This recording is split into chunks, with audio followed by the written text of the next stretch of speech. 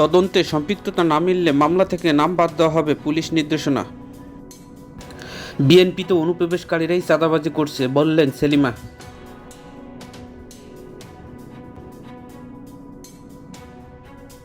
সাগরে সুস্পষ্ট লঘুচাপ, বন্দরে ৩ নম্বর সতর্কতা সংকেত।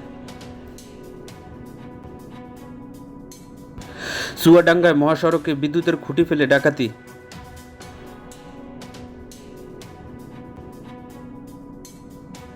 গাজায় ইসরায়েলের বোমা হামলায় জাতিসংঘের ৬ কর্মীসহ নিহত ১৮।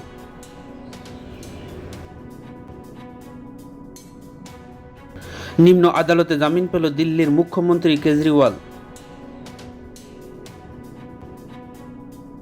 কমলা হ্যারিসের সঙ্গে আর কোনো বিতর্ক নয়, বললেন ডোনাল্ড ট্রাম্প।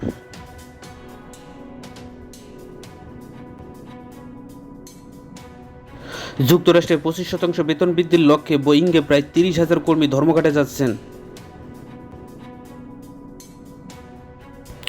বাংলাদেশের বিপক্ষে চেন্নাই টেস্টে ২ স্পিনার ও ৩ পেসার নিয়ে ভারতীয় একাদশ দেখছেন দীনেশ কার্তিক। মারাদোনাকে হত্যার অভিযোগে বিচার প্রক্রিয়া পিছিয়ে গেল আবার।